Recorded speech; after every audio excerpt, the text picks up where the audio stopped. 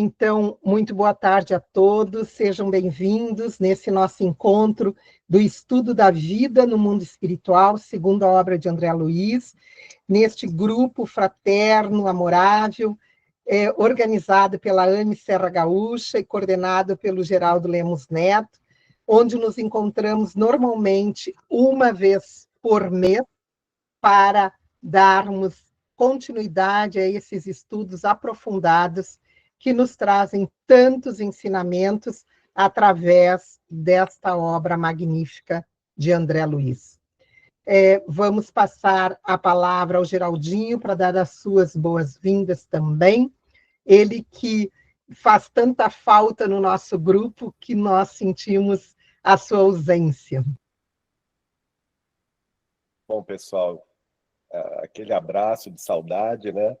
No mês passado eu não pude participar, mas estamos aqui juntos novamente com esse propósito de continuar estudando, aprofundando a obra de André Luiz, recebida pelo nosso querido e amado Chico, mostrando os aspectos de antecipações também científicas na obra da revelação espírita cristã e nos ensinando o caminho da espiritualização maior que todos nós almejamos.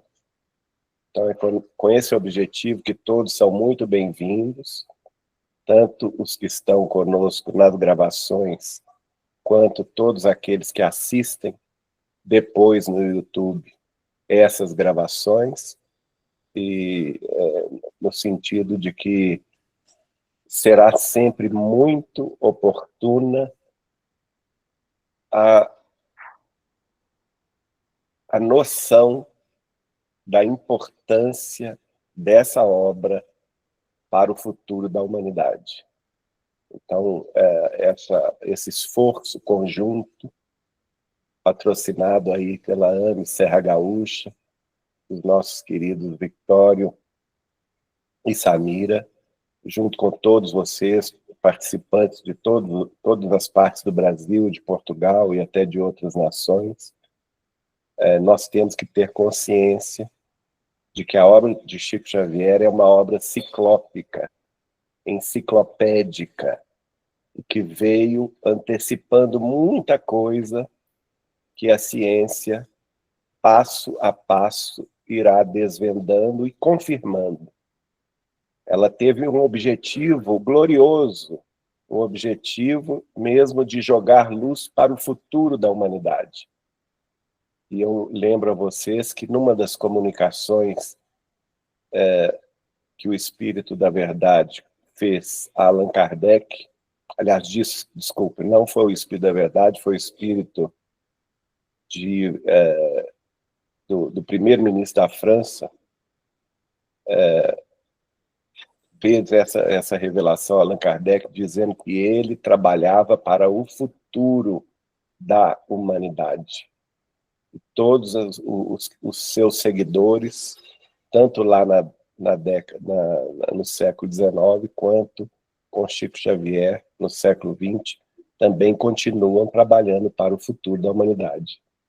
Então, este é o propósito desse grupo, que a gente não pode esquecer. Nós estamos trabalhando para que, no futuro, a maioria da população tenha acesso ao que hoje nós temos. Então, isso é uma oportunidade gloriosa, uma oportunidade única, que nós recebemos por misericórdia do alto e devemos, portanto, valorizar. Portanto, agradeço muito o carinho de todos vocês com esse trabalho, especialmente o de Samira e de Victório, pedindo a ela que faça a prece inicial hoje. Obrigada, Geraldinho. Vou passar para o Vitório dar as boas-vindas também, e ele vai, então, fazer a prece, que já havíamos combinado, porque eu terei a apresentação do trabalho. Só referendar mais uma vez a alegria que é esses reencontros mensais, a presença importantíssima sempre do Geraldinho, que nos traz junto a ele o nosso amado Chico Xavier, que possamos todos sempre com esse objetivo maior de aprendizado, mas também de fraternidade que existe de corações a corações, possamos mais uma vez, na tarde e noite de hoje, aproveitarmos esse trabalho maravilhoso através da apresentação da Samira. Com esse sentimento de gratidão, vamos então mentalizarmos o nosso amado Mestre Jesus, agradecendo por ter nos dado esse espírito de escola, Kardec Chico, trazendo-nos tantos conhecimentos, tantos esclarecimentos, que possamos, como foi referendado pelo Geraldinho, compreendermos a importância desta obra, esta obra do Cristo revivida por Kardec, revivida por Chico, trazendo-nos preciosidades para que, através dessa compreensão, transformemo-nos nos cidadãos que o nosso orbe necessita, principalmente nesse momento de transição, para que seja implantado o Evangelho do Cristo em todas as latitudes e em todos os corações. Rogamos a espiritualidade protetora, a São Luís e a todos os nossos mentores, que sejamos agraciados, que sejamos contemplados com a luz racional para esse entendimento ser ampliado. Agradecendo, Senhor, te rogamos, envolva-nos, Senhor, no teu amor, neste momento e sempre. Que assim seja. Que assim seja. Obrigada, Vitório. Então, nós convidamos a todos para participarem desse estudo, nós apresentaremos, mas gostaríamos que todos tivessem a sua participação para a compreensão melhor. Nós estamos apresentando, então, a parte 3 desse tema maravilhoso, o perispírito, e hoje, então, vamos tentar chegar à finalidade com esses 3 tópicos: centros de força, propriedades do perispírito e mediunidade. Sempre que alguém quiser interromper, pode fazer levantando a mãozinha no computador. O Vitório controla para nós.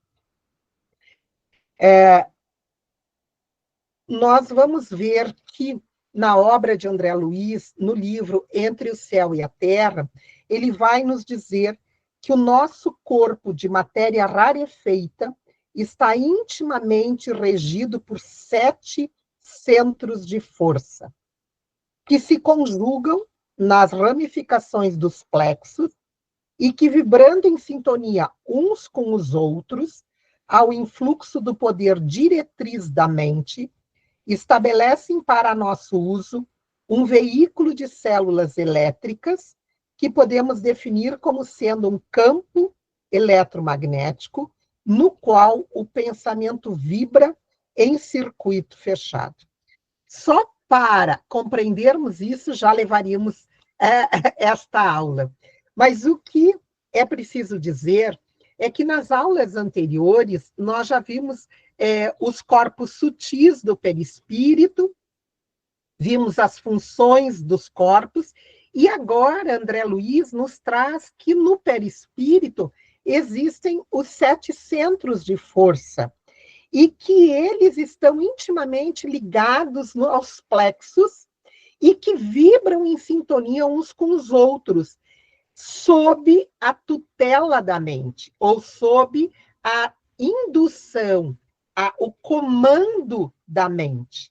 Então, vejam quando André Luiz nos falando explicitamente que é o espírito quem comanda todos esses centros de força que estão no perispírito e que se utilizam de células elétricas formando esse campo eletromagnético.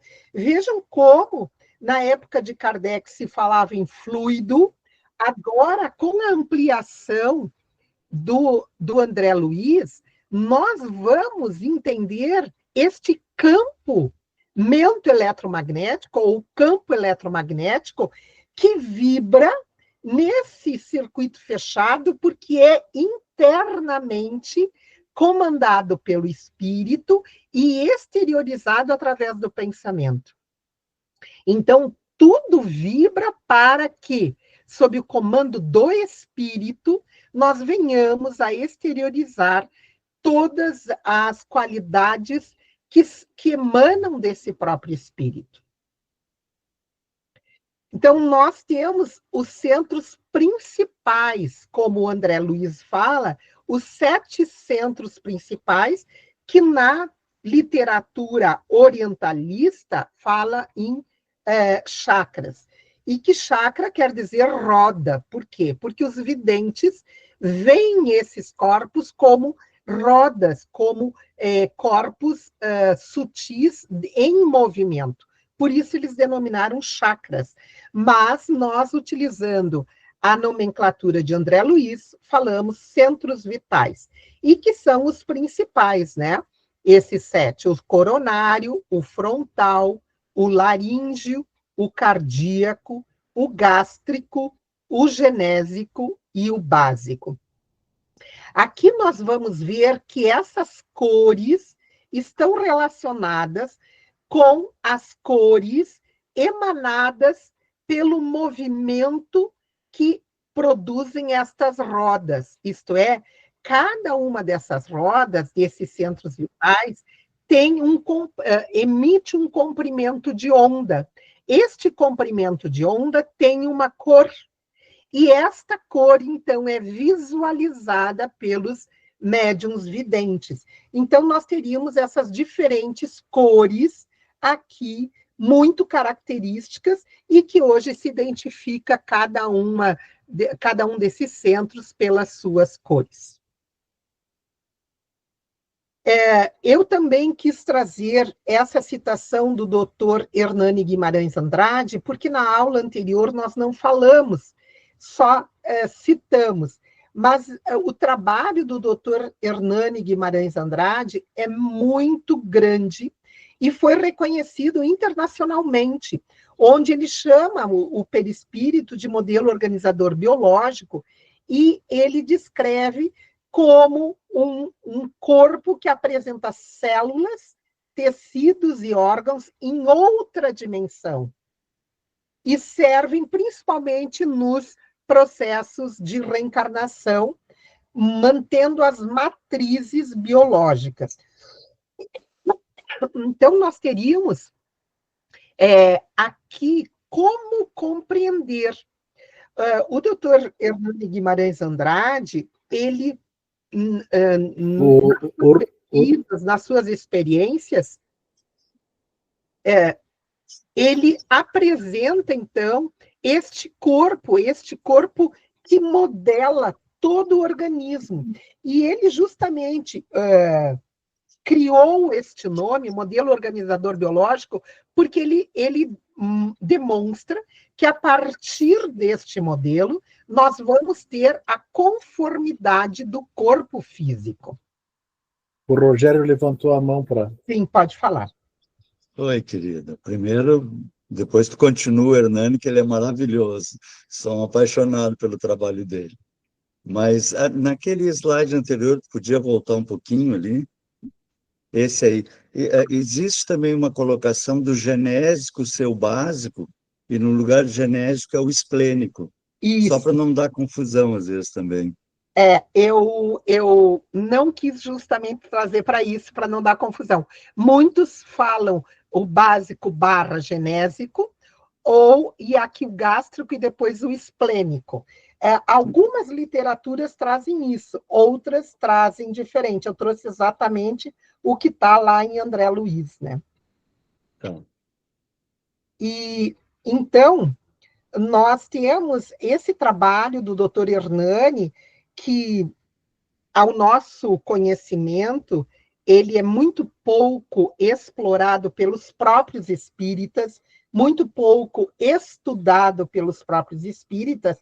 Ele tem um estudo específico sobre o perispírito. E neste livro, Espírito, Perispírito e Alma, ele traz todas as suas interpretações deste corpo.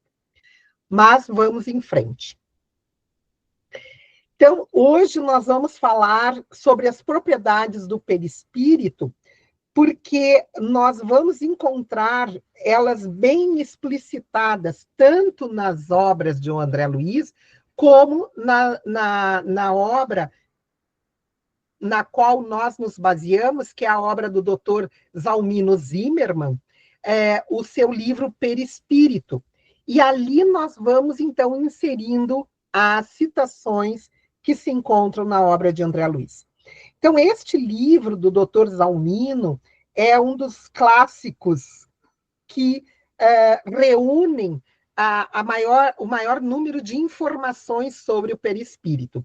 E ele, nessa citação das propriedades, ele traz especificamente essas: densidade, ponderabilidade, luminosidade, penetrabilidade, perenidade, mutabilidade, unicidade, tangibilidade, visibilidade, expansibilidade, capacidade refletora, biocorporidade, sensibilidade global, sensibilidade magnética, odor e temperatura. E nós pretendemos ver todas elas. Então, iniciamos com plasticidade. Neste livro, o Dr. Zalmino nos define como sendo a capacidade que o espírito tem de produzir alterações morfológicas no seu perispírito. Então, quem produz essas alterações é o próprio espírito. Isso nós temos que ter sempre em mente.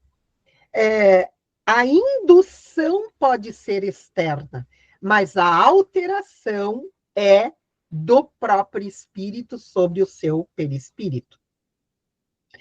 E o Dr. Zalmino diz que o perispírito é o eterno espelho da mente, moldando-se de acordo com o seu comando plasticizante. Vejam só, quando nós temos essa afirmação que a mente é o espelho do espírito, porém, o espelho desse espírito é o próprio perispírito, e está sob o comando do próprio espírito.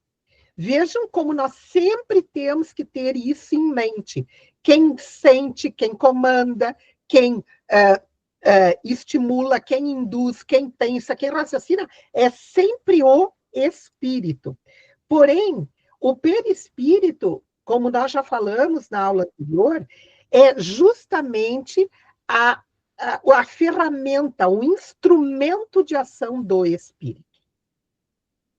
A plasticidade refere-se às alterações morfológicas que ocorrem em função dos contínuos comandos mentais do próprio espírito. Então, nós vamos ver que muitos espíritos trocam as suas formas perispirituais para se fazerem conhecidos, ou por adotarem formas aterrorizantes, e qualquer alteração do perispírito ocorre por ação do espírito. Isso é muito importante, que depois nós vamos ver algumas citações no livro do André Luiz, e parece que há um comando da ação exterior. Mas, na realidade, o que ocorre é o próprio espírito. Bem, este tema, plasticidade, também se encontra no livro dos médiuns, no capítulo 1º, da ação dos espíritos sobre a matéria, na segunda parte do livro. Então, Kardec se refere a essa propriedade assim. Mas a matéria sutil do perispírito não possui a tenacidade nem a rigidez da matéria compacta do corpo, se assim nos podemos exprimir, flexível e expansível, donde resulta que a forma que toma, conquanto decalcada na do corpo, não é absoluta. Amolga-se à vontade do espírito, que lhe pode dar a aparência que entenda, ao passo que o invólucro sólido lhe oferece invencível resistência. Então, para aqueles que são videntes, eles, ao identificarem a realidade do espírito através da forma do perispírito, eles podem ter uma visão bem diferenciada do que estão vendo naquele indivíduo fisicamente ali presente. Por isso que nós dizemos que o verdadeiro eu não pode ser escondido dos espíritos, principalmente dos espíritos superiores, né? Porque eles nos enxergam através da indumentária física. E ele continua, Kardec, livre desse obstáculo que comprimia o corpo, o perispírito se dilata ou se contrai, se transforma, presta-se, numa palavra, a todas as metamorfoses de acordo com a vontade que sobre ele atua. Então, Kardec já vem nos esclarecendo as regras gerais e, posteriormente, o André Luiz vai dando os detalhes de cada uma dessas alterações.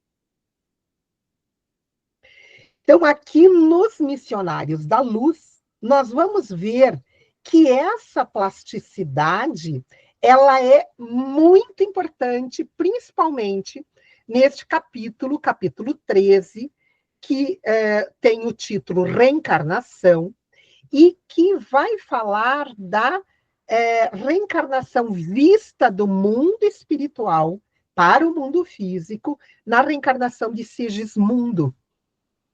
Então, essa plasticidade, essa propriedade é super importante quando ocorre a miniaturização do perispírito para se ligar àquela célula-ovo que recém foi fecundada.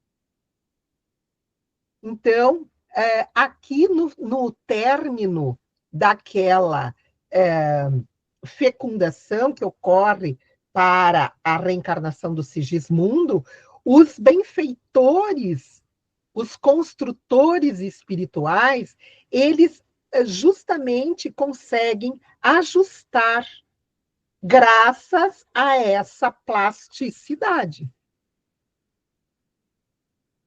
Sigamos. Quem levantou a mão? Rogério, pode falar, Rogério. Só colaborar um pouquinho com aquela parte ali do Hernani, que eu acho muito bacana a visão que ele coloca ali. Ele coloca um cone em cima e um cone embaixo, né? Ele chama o cone de baixo o modelo organizador biológico, e o cone de cima a cúpula. Ali no modelo organizador biológico, nós vamos gravando todas as experiências, quando éramos átomos, quando éramos células, e aí vai indo peixes, répteis, enfim, até chegar ao ser humano. E a parte de cima é o que aprende a lidar, digamos assim, com a matéria e construir essa parte de baixo, e construindo o espírito. A cúpula seria a mente do espírito, e a parte de baixo, os arquivos do espírito. E ele diz assim, semelhante a nós pegarmos, isso a gente faz essa experiência em aula, né, com a gurizada, ou com as crianças, pega um bombril, esfrega, cai num papel, aquele aqueles farelos totalmente desarmônicos de limalha de ferro. Se a gente botar um ímã embaixo, automaticamente eles vão se moldar ao campo magnético do ímã. É uma experiência bem legal. A gente anda com ímã, eles vão se moldando. E ele diz assim, que entre a cúpula e o mob é que está o perispírito, que ele é moldado pelos campos biomagnéticos. Por isso essa plasticidade, só uma colaboração assim, porque eu estou sempre moldando. Então, quando eu vou entrar como espírito, eu moldo aquilo ali. Se eu sair para fora, eu vou moldar o perispírito, que ele chama com psiátomos, né? Que é o perispírito lá fora. Mas sempre vai ser um modelo moldado, e por isso essa plasticidade. Assim como eu mexo um ímã e moldo, eu mexo também o espírito e moldo. Aí ele faz trabalhos de incorporação, tudo a partir daí, e a encarnação de Sigismundo ele pega bem detalhado, mas sempre com essa ideia. São campos biomagnéticos moldando psiátomos, né? E daí dá essa possibilidade de plasticidade. Assim.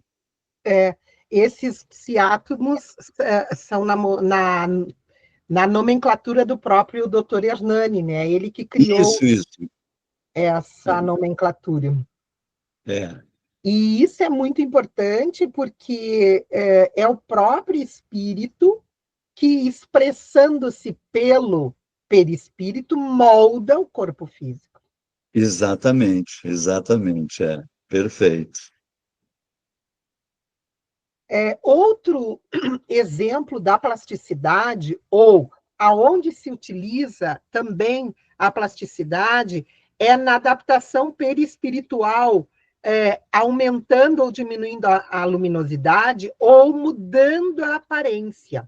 Então, nós vamos ver no livro Os Mensageiros, André Luiz está sendo levado pelo Aniceto para alguma região mais densa, e ele, então, vai sendo informado. E ele primeiro se capacitou no departamento da luminosidade, e ele expõe essa frase: era a primeira vez que me vestia de luz, luz que se irradiava de todas as células do meu corpo espiritual, porque eles iriam passar por uma região muito densa. Então, eles tiveram que receber este aporte, e André Luiz se sente muito iluminado. Então, nesse capítulo 15, ele vai falar também dessa plasticidade que permite o aumento da luminosidade no corpo perispiritual. E quando eles vão passando, o Aniceto, então, vai falar para ele, falam para os dois: procuremos interromper os efeitos luminosos do nosso corpo espiritual. Bastará que pensem com vigor na necessidade dessa providência.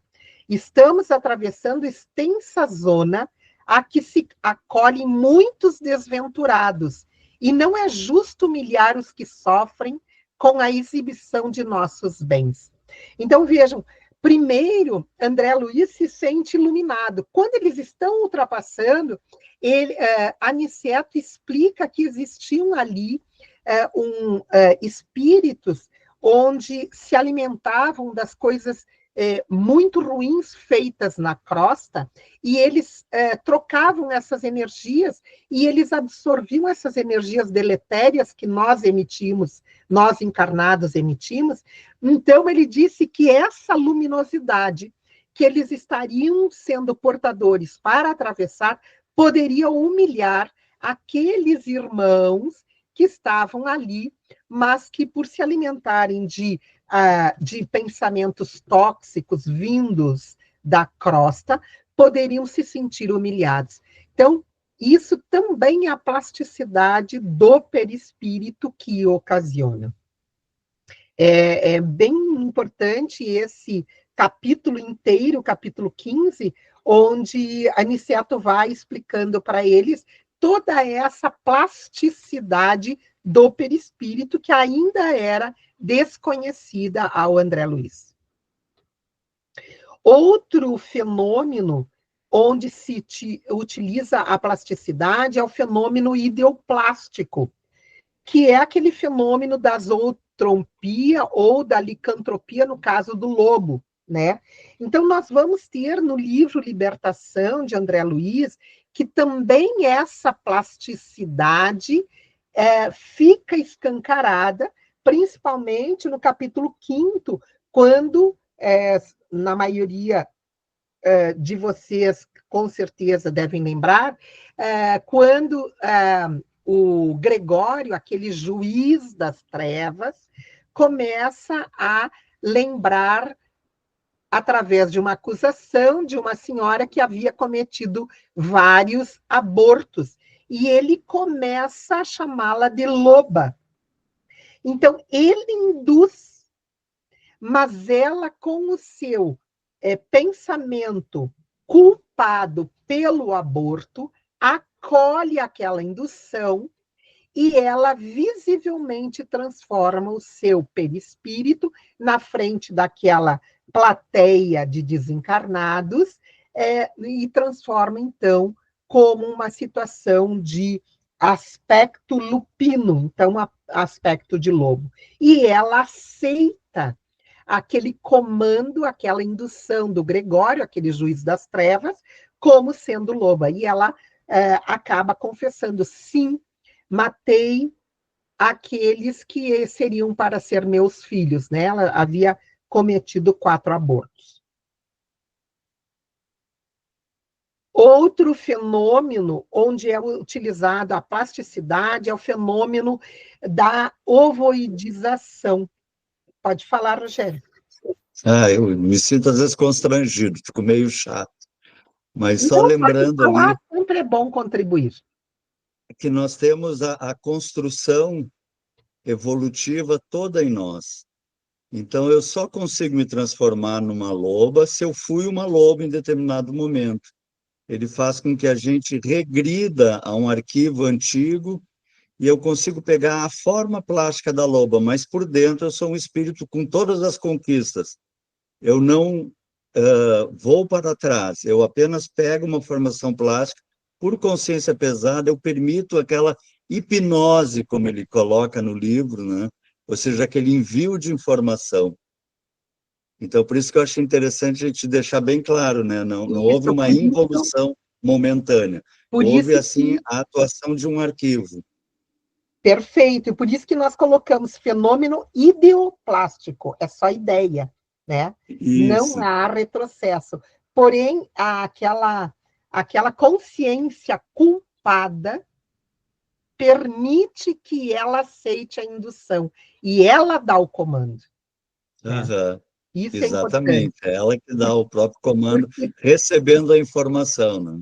Porque perante aquela plateia, parece que ele fez ela ter a indução, ter a transformação, né? Exatamente, Mas isso tem que ficar bem claro, por isso que eu trouxe aquela citação de Kardec, o perispírito obedece à mente que o comanda. Isso é importante. Isso. E ali também na luz, assim, eu sempre fico pensando essa questão da luz, eu acredito que a possibilidade de aumentar ou reduzir a vibração eletromagnética das células do nosso perispírito, né? O padrão vibratório ampliando, nós nos iluminando. Aí, se tu mais ou menos conseguir baixar um pouquinho essa vibração no nosso perispírito, nós conseguimos trabalhar essa luz, essa conquista, né? Até porque naquele livro do irmão Jacó, aquela irmã que desencarna, que tu mesmo já citaste aqui numa outra apresentação, ela vem iluminada, porque o padrão vibratório dela já era, por natureza, extremamente elevado, né? O irmão Jacó, o Frederico Figner, ficou constrangido. E eu trouxe Isso também é lindo, né? a citação do Voltei, hoje também, do Frederico. Mas que legal. aqui é importante, quando tu falas da luz, porque o próprio Aniceto fala, pensem com intenção que vocês podem reduzir a luminosidade. Lembra que eu li? Exatamente, né? Imagina ajustar o padrão vibratório que tu está colocando no teu corpo espiritual. Que espetáculo isso, né? Maravilhoso. Como é para o inverso, né? Quando tu tem essa ideia fixa nesse processo de ovoidização, que também é descrito, e pela primeira vez é descrito nesse livro Libertação, e nós soubemos, até se o Geraldinho quiser complementar, que eu lembro que foi numa das jornadas da Anne que ele nos informou, que este livro estava pronto para ser lançado muito tempo antes do que realmente foi lançado, porque ainda não haveria compreensão para nós aceitarmos essas informações de André. Exatamente. Pode falar, Geraldinho. Nós temos essas informações, acho que está muito escuro aqui, só um minuto.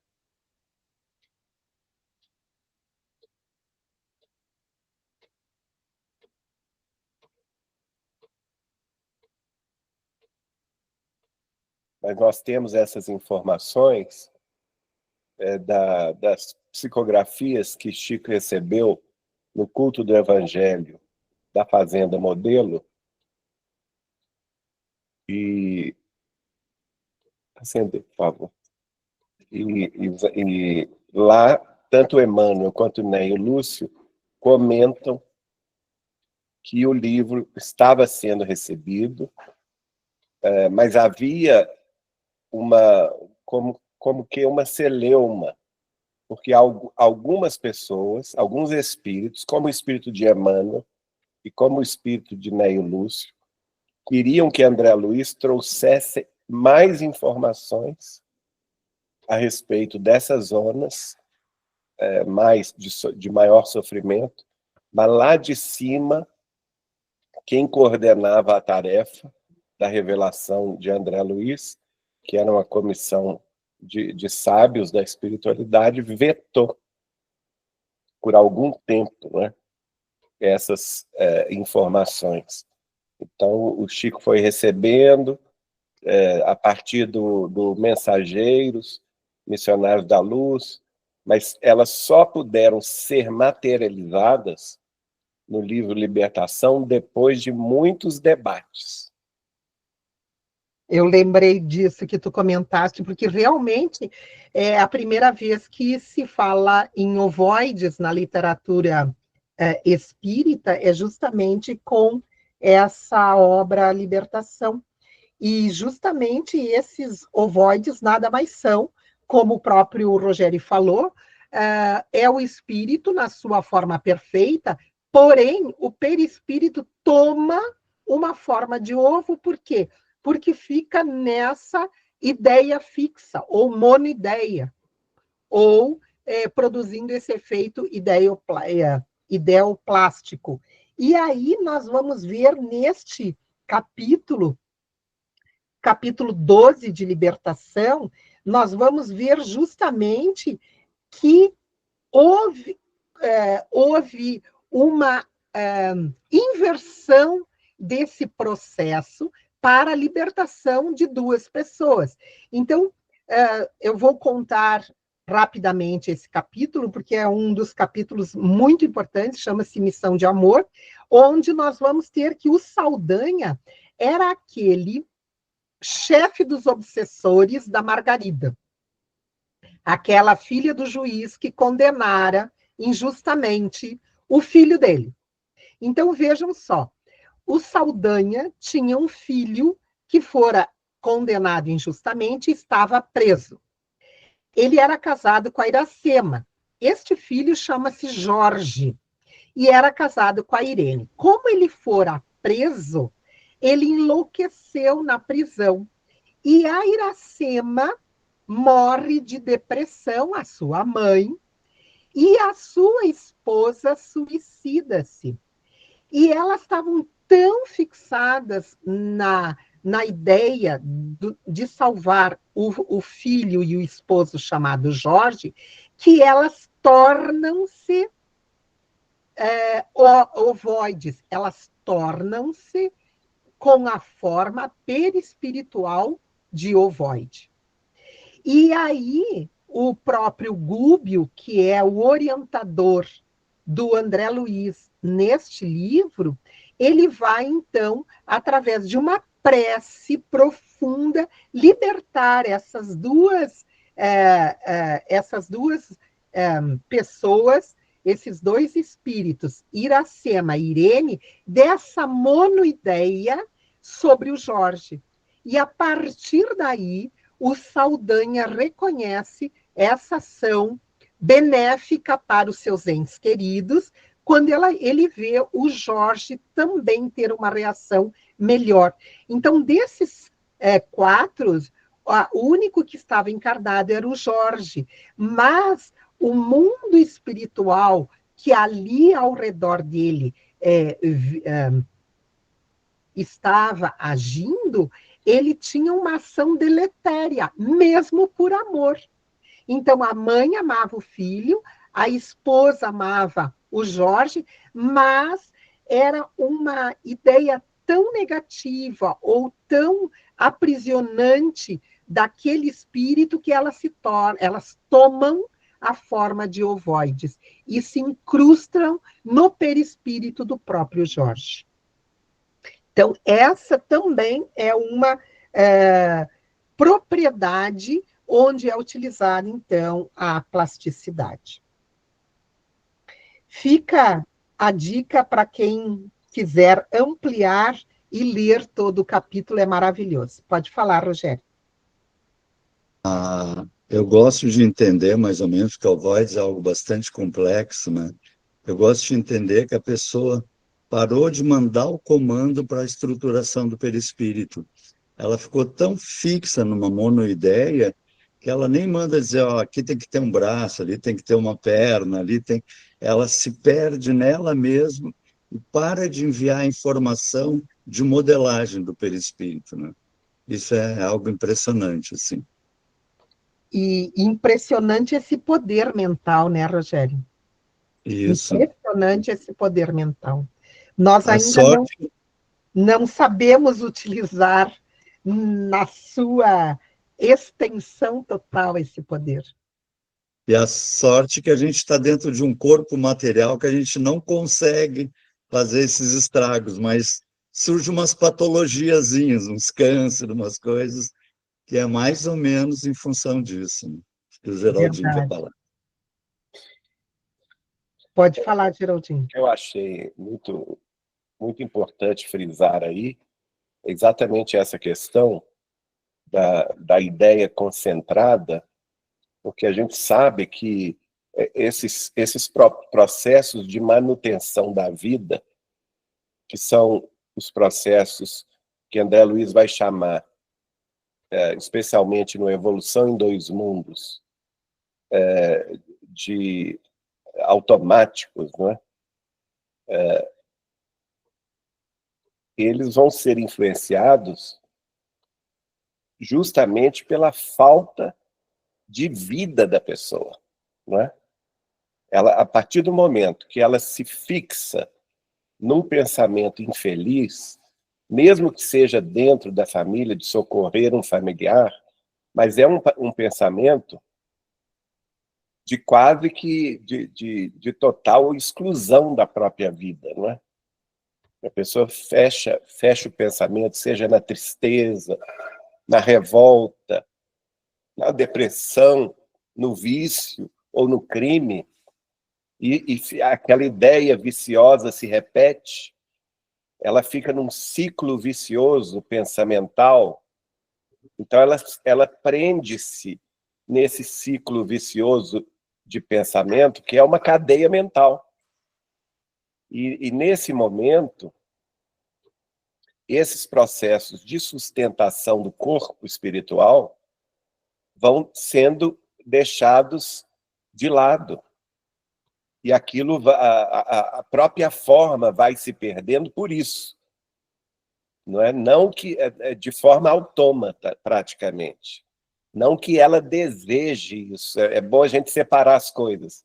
Ela nunca vai desejar isso, não é? Mesmo porque uma pessoa nessa condição nem tem esse conhecimento. Ela nem alcança o mal que ela está fazendo a ela mesma.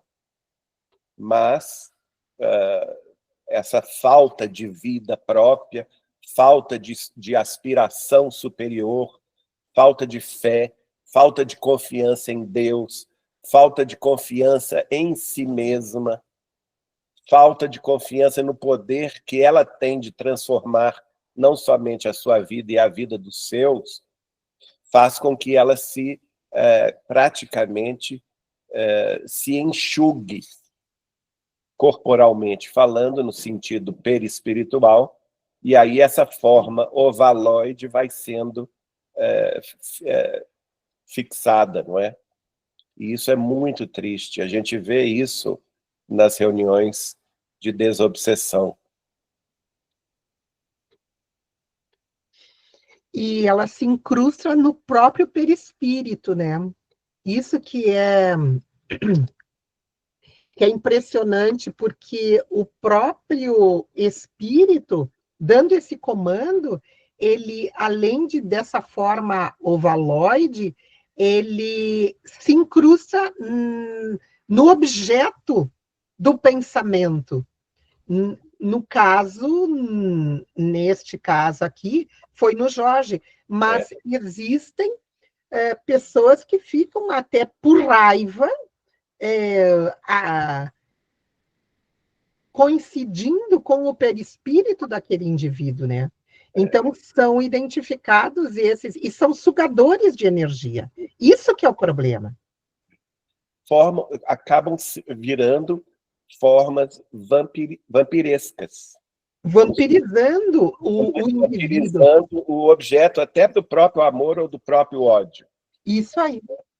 E justamente quando nós nos damos conta e esclarecemos que não é bom nem para um, nem para o outro, mesmo que seja por amor, por ciúme, por zelo, não é bom porque sugam as energias. E aquele que é sugado, ele ali se encontra como que fosse um parasita a absorver-lhe essas energias. E o que é interessante também é que o perispírito recebeu esses ovoides só consegue penetrar no perispírito dele, se acoplar, devido também à sua postura interior de desajuste, de desarmonia. Não pode, ninguém pode pegar um ovoide e colocar em mim se eu não tenho as estruturas para receber aquele ovoide, né? Isso é interessante. Bem lembrado, Rogério, porque, como eu falei, o Jorge tinha enlouquecido. E essa é a postura que agasalhou a mãe e a esposa, né? Na forma de ovoides. Muito bem lembrado. E voltando àquela ideia de que nós paramos de mandar o comando, porque nós constantemente estamos mandando comando, a gente, quando sai do padrão vibratório ideal, que cada um tem o seu, né? E nós começamos a odiar a política, seja lá o que for, nós modificamos o nosso padrão vibratório e automaticamente o nosso sistema imunológico, o nosso sistema nervoso começa a trabalhar de forma desarmônica. Aí que vão surgir as patologias mais graves, que é devido à nossa entrada num padrão vibratório que não nos compete mais, não nos condiz mais, e que a gente, como disse o Geraldinho, a gente tem que estar sempre buscando. Eu adoro a questão 540 do Livro dos Espíritos. Para que nós estamos aqui? Para crescer e fazer crescer. Esses são os objetivos. No momento, como disse o Geraldinho, que eu paro de viver, eu começo a estacionar e gerar esses problemas no corpo físico, e se eu estou desencarnado, então é mais plástico ainda. Mais fácil. Muito bom. Outra propriedade é a densidade. É a massa volumar, propriedade que determina a constituição molecular do perispírito. Então, nós sabemos, para nós, o perispírito não tem uma matéria ainda identificável pelos instrumentos da ciência. Porém, é matéria. Se é matéria, ele tem densidade. Então, o perispírito é agente da alma, ele não deixa de ser matéria, ainda que de natureza quintessenciada. Como tal, apresenta uma certa densidade que se relaciona com o grau de evolução da alma. Nós já sabemos que quanto mais evoluído for o espírito, menor a densidade. E a densidade psicossômica varia, pois, de acordo com a evolução, ditando, então, o seu peso e a sua luminosidade. Então, vejam só, eu sempre digo que eu não tenho medo de morrer, eu tenho medo onde eu vou acordar. Por quê? Porque eu vou acordar aonde o meu peso específico, a minha densidade, me colocarem como espírito desencarnado. Então, isso é importante nós entendermos, que não existe alguém que vai determinar para onde nós iremos no mundo espiritual. São as nossas obras, no bem ou no mal, que ficam gravadas no nosso perispírito, e aí trarão a densidade.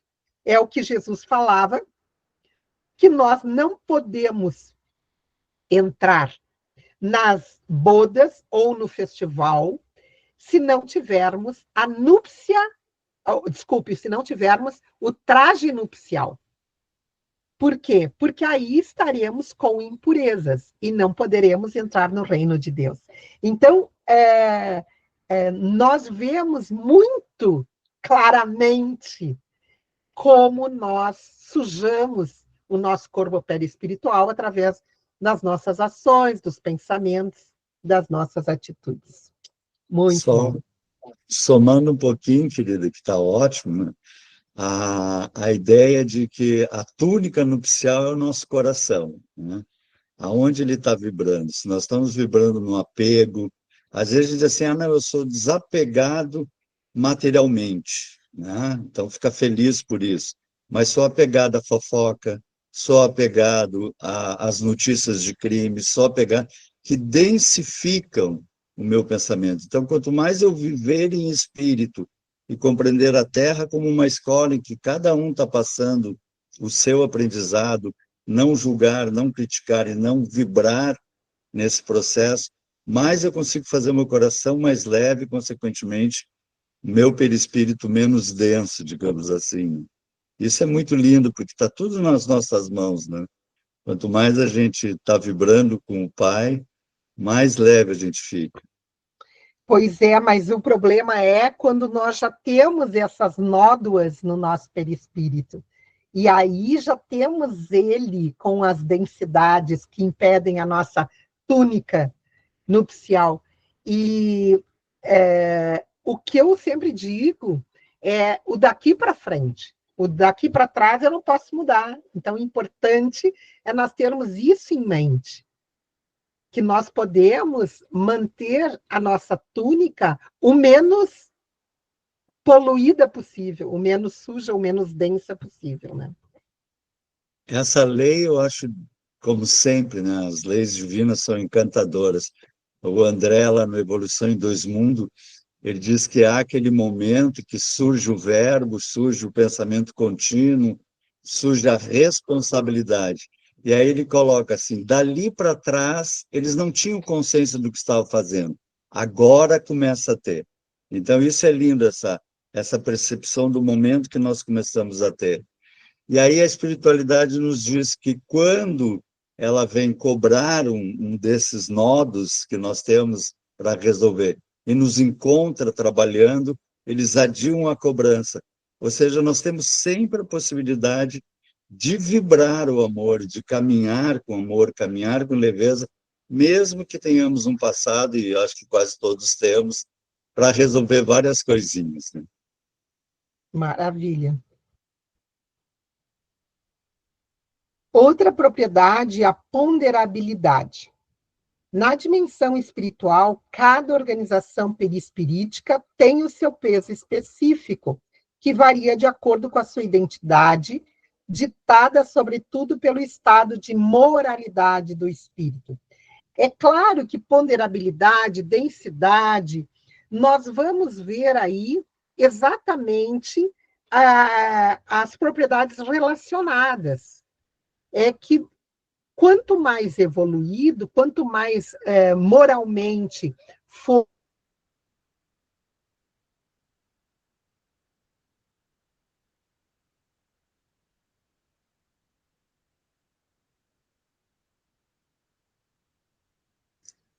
Te perdemos, Samira.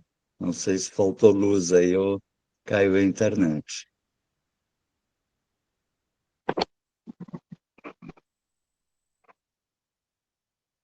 Tu tá sem áudio, Geraldinho. Vamos ter que mandar um WhatsApp para ela. Só um minuto. Oi, pessoal, acho que caiu a internet aqui, liguei o celular, ela começou a oscilar muito e a Samira, eu acho que agora caiu, só um pouquinho. Certo, querido. Não.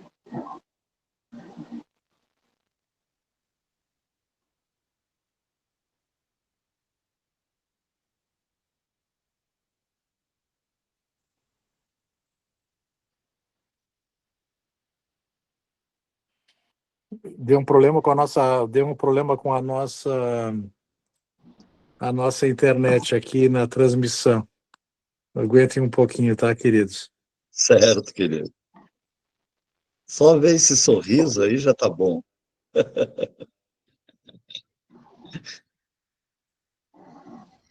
Agora voltei. Ótimo. Agora vamos projetar, então.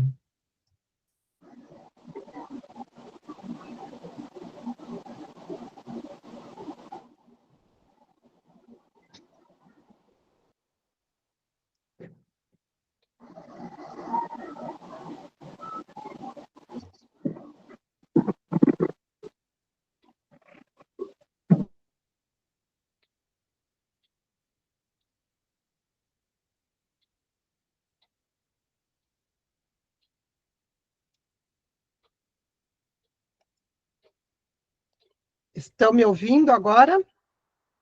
Ótimo. Sim, perfeito. Imagem e som. Tudo ótimo. Bom, então, como eu estava falando, nós dividimos, eu digo, o doutor Zalmino, traz essas propriedades do perispírito separadamente, mas, claro que uma interfere com a outra, uma está junto com a outra, por quê? Porque tudo está interligado.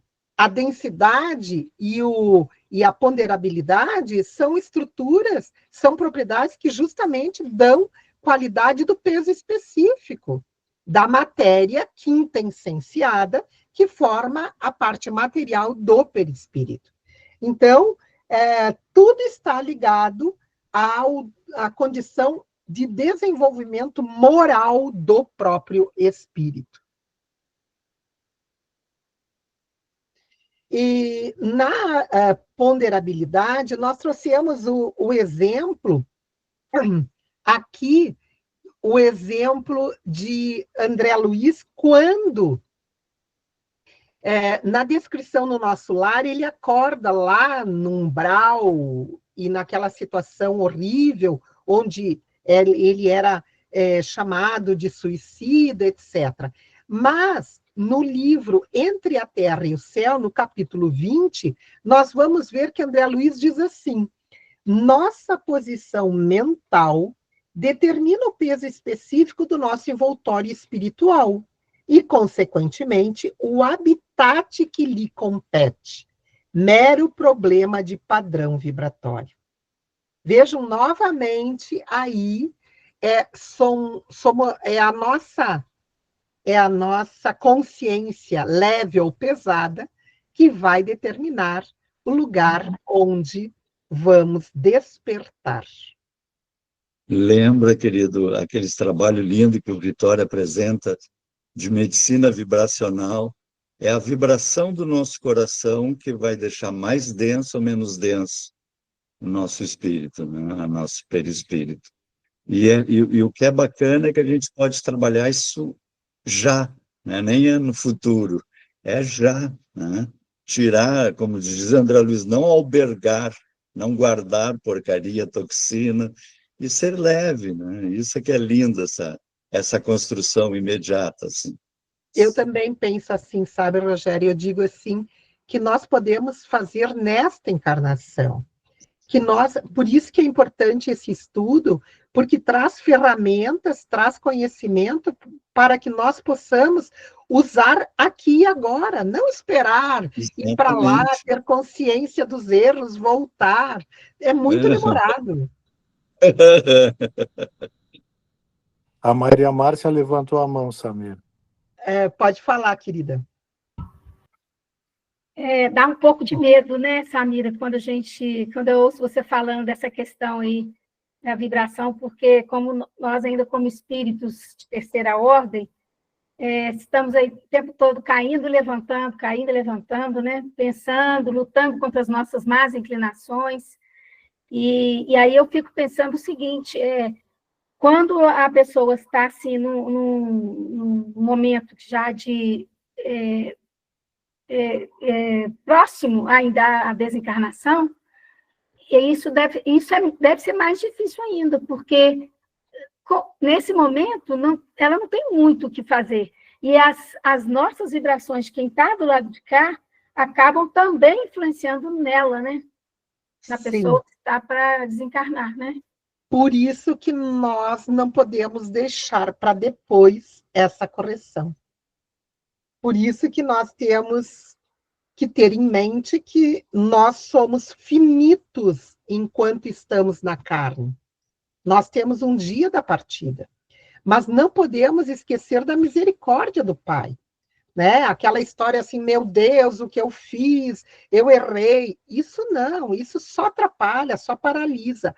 É aceitar que erramos, aceitar que ainda vamos errar, mas fazer de tudo para evitar. É aquilo lá, o esforçar-se para domar as más inclinações. Né?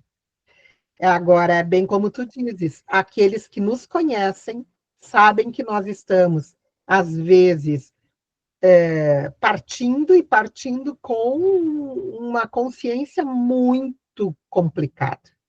Né? Então, a oração é fundamental. A Isabel levantou a mão, Samir. Pode falar, Isabel. Só complementando, nós costumamos dizer, aí também se calhar, que Deus dá o frio conforme a roupa. Por isso, nós não podemos também crer numa existência chegar a tudo, não é? Vamos começar por uma ponta e vamos, como um amigo muito querido diz, vamos fazendo a mala. Porque lá está. Vamos agora começando a fazer a mala.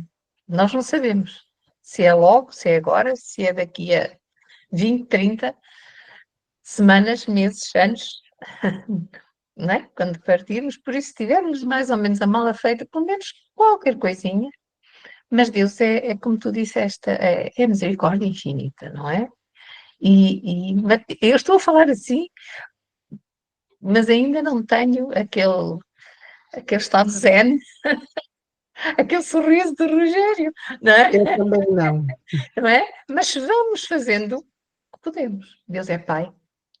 É isso. Eu gosto de fazer uma brincadeira e a gente fica com pena de não ter sido aqueles primeiros cristãos lá com aquela fé que foram para a arena, que coisa linda. Mas daqui 1000 anos, 2000 anos, vão estar dizendo assim, nós éramos os primeiros espíritas, naquela época conturbada, tu estava lá, estava encarnado. Então nós temos um valor que nós não imaginamos e temos que trabalhar com esse espírito, com essa empolgação. Nós somos os primeiros espíritas tentando levar a obra do Chico adiante, tentando levar o Evangelho adiante. Que bênção nós temos, não é responsabilidade só, é que bênção nós temos. E aí andar com esse coração cheio de alegria e de entusiasmo. Assim. Eu entendo que nós temos a responsabilidade sobre nós mesmos, e aí faz toda a diferença. Eu não vou postergar e eu também não vou delegar essa responsabilidade, eu vou atuar. Exatamente, com alegria, né? Isso é que é lindo. Com alegria. Nessa propriedade, o Dr. Zalmino também cita Emmanuel, numa citação no livro Roteiro, e ele diz assim, que o perispírito obedece a leis da gravidade, no plano em que se afina, significando que, embora possa parecer fisicamente imponderável, porque não é matéria densa, porque nós ainda não conhecemos essa matéria, não deixa de apresentar um certo peso, variável em cada região ou esfera, visto que, de qualquer forma, sendo matéria, ainda que tênue ou sutil, submete-se aos princípios gravitacionais imperantes no meio em que se situa e do qual se nutre. Então, Emmanuel vem aqui também ressaltar que, mesmo que nós não conheçamos a matéria ainda do perispírito, ela não deixa de ser matéria e, por isso, sofre a ação da gravidade. E nós somos vinculados nos lugares onde merecemos estar no mundo espiritual. E aí vamos sofrer as leis da gravidade. Por isso que o próprio André fica aqueles 2 anos no umbral, né? Porque ele ali precisava, então, estar. Só Mesmo. uma lembrança que talvez alguns aqui não saibam, que no nosso lar está 8 anos, mas foi um erro de grafia da FEB lá. Ele, na verdade, ficou 2 anos, o que é um consolo para a gente também, né? Exatamente. Mas o que é lindo também aí, que, de novo, essa empolgação, que quando nós conseguimos ampliar o nosso padrão vibratório e diminuir a densidade do perispírito, nós podemos volitar no plano espiritual. Eu não vejo a hora de volitar no plano espiritual. Que coisa linda, né? Que legal. Que prêmios nós vamos ganhando. Tem muita coisa para nós ainda fazermos aqui para merecermos o lugar do nosso peso específico diminuído no mundo espiritual. Outra propriedade que é muito característica é a luminosidade do espírito, e está novamente relacionada com a pureza. Quanto mais puro, mais luminoso será o espírito. E essa luminosidade, como a densidade, é uma característica muito pessoal do espírito. Essa citação vem justamente porque tem brilhos diferentes para espíritos também de mesma evolução.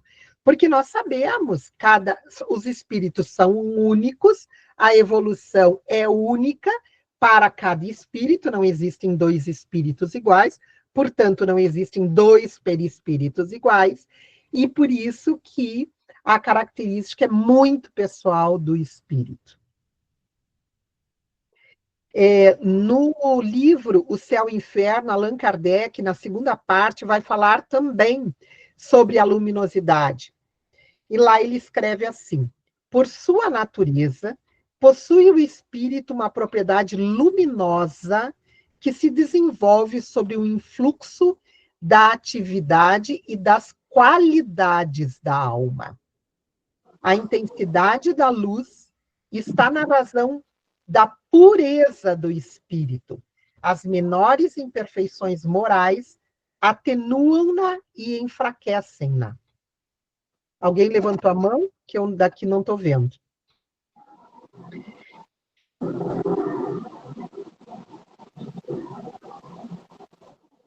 Alguém gostaria de falar Estou ouvindo barulho.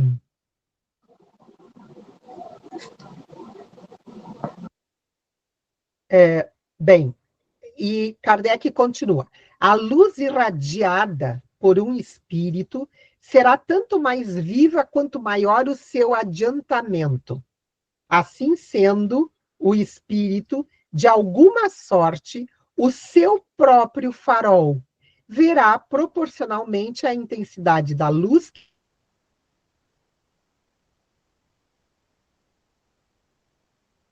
na obscuridade. Eu gosto de trazer essas informações de Kardec, porque parece que Kardec nunca falou sobre as propriedades do perispírito.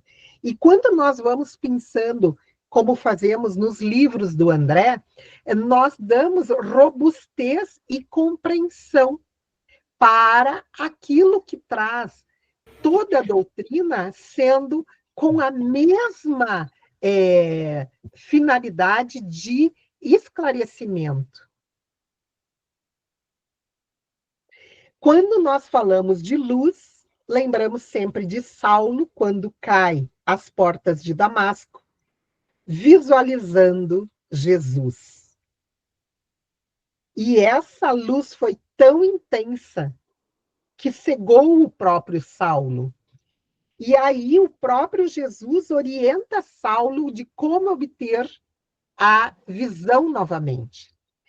Mas essa perda de visão pela luminosidade é tão importante porque, em real, o que precisava Saulo era olhar-se para dentro de si. E nesses 3 dias que ele fica cego, temporariamente cego, ele consegue visualizar. Então, esta luz, a luminosidade do Espírito, claro, no caso aqui Jesus, traz também uma finalidade útil para Saulo. Eu gosto muito dessa passagem. Aqui também, Francisco de Assis, ao identificar Jesus nas suas visões, também o vê iluminado. E aqui eu trouxe...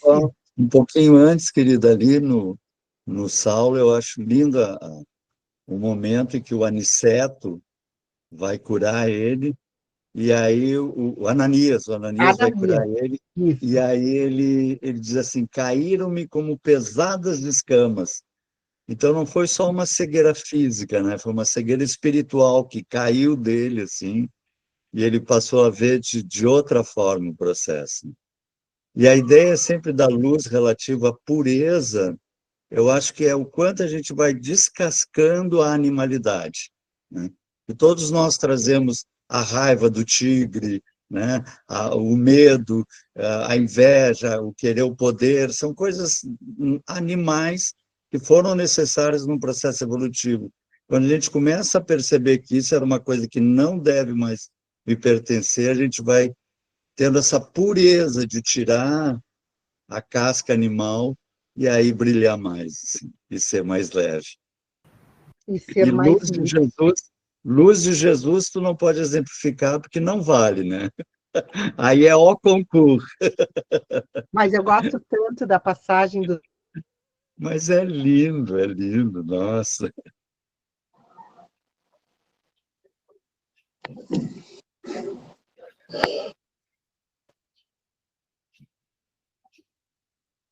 Estão travando um pouco, queridos. Que ele iria perseguir para matar. Ananias tem que receber em desdobramento a cura de Saulo, porque ele não queria curar. Nossa, eu acho lindo isso. Pode falar. E no desencarne do Saulo, do Paulo, estava o Ananias lá, aguardando ele, com toda a turminha. Que coisa linda.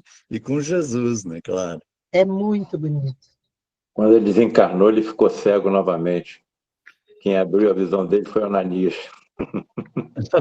Isso, né? Pela segunda vez. Que coisa linda isso, né? Nossa, é muito bonita a passagem de Saulo a Paulo. Pode falar, Soninha. O Rogério falou que a luz de Jesus não serve, né? Mas, como exemplo, mais a luz do Chico, por exemplo, porque é muito fácil a gente imaginar um espírito desencarnado luminoso, mas um espírito encarnado com uma luminosidade acima da média é realmente uma coisa singular. E eu lembro que, eu não sei se foi nas lives do Geraldinho ou em de alguma outra pessoa relacionada muito próxima ao Chico, que há um relato de que numa sessão de materialização, se não me falta a memória, ele pedia cobertores para levar para ele, que ele seria o médium, cobertores e cobertas, e as pessoas ficaram curiosas para que ele queria aquilo, e foi lá para a salinha, e uma senhora acabou entrando na salinha e relata que o Chico estava transformado num verdadeiro sol. Exatamente. E ele, né? Então, isso é realmente fantástico. Numa sessão de materialização na casa dele, em Pedro Leopoldo, onde ele seria o médium de materialização. Estava, um detalhe, estava muito calor. E ele, mesmo assim, pedindo para as pessoas levarem cobertores.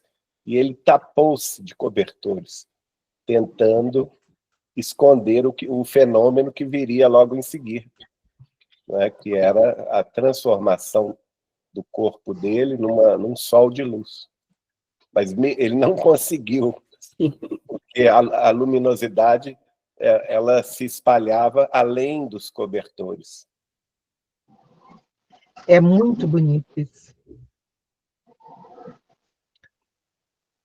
E daí, então, quando eu trago o Frederico Figner... Samira. Oi? Pode falar. Eu não queria interromper. Eu só queria pedir uma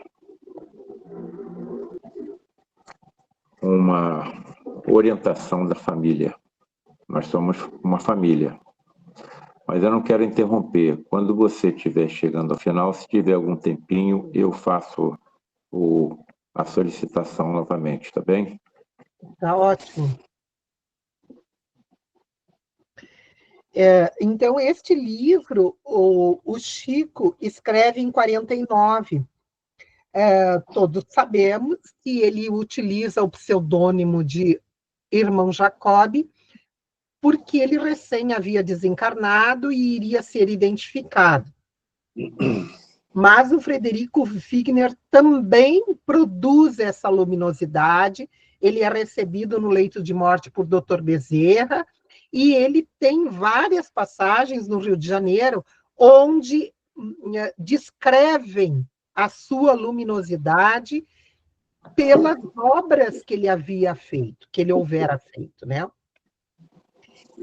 E também nós lembramos aqui, quando falávamos dele, que ele era um espírito nascido fora do Brasil. Quando vem para o Brasil, ele passa a trabalhar, foi presidente da FEB, mas passa a trabalhar muito intensamente com os pobres.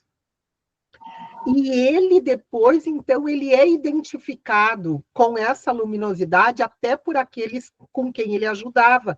Mas ele era tão luminoso que, por isso, nessa figura, nesse slide, nessa imagem, eles vão, então, abrindo espaço para ele passar, né?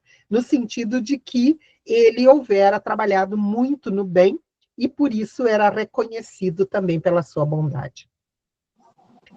Também aí, nesse livro, nós vamos ter o relato da luminosidade dos espíritos.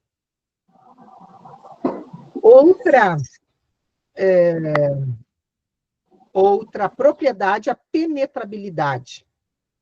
Então, a natureza etérea do perispírito permite ao espírito ser presente às necessárias condições mentais, atravessar qualquer barreira física. Porque nós sabemos que a penetrabilidade está muito relacionada com a porosidade. Isto é, como é outra matéria, Não existe matéria densa, matéria física, que se opõe ao espírito. Não existe. Então, aí nós vamos ver justamente essa faculdade, e ela está também descrita por Allan Kardec em Obras Póstumas, quando ele diz: matéria nenhuma lhe opõe obstáculo. Ele atravessa todas como a luz atravessa os corpos transparentes. Daí vem que não há como impedir que os espíritos entrem num recinto inteiramente fechado. Coisa que todos nós já sabemos do estudo, mas é esta propriedade da penetrabilidade que assim faz. E aqui nós vemos Gabriel Delany fazendo esta relação da penetrabilidade com a porosidade. No seu livro Espiritismo perante a Ciência, ele nos diz: mas, se supusermos um estado de matéria em que as moléculas sejam muito menos aproximadas e eminentemente tênues, poderá ela atravessar todas as substâncias sem necessidade de manipulação.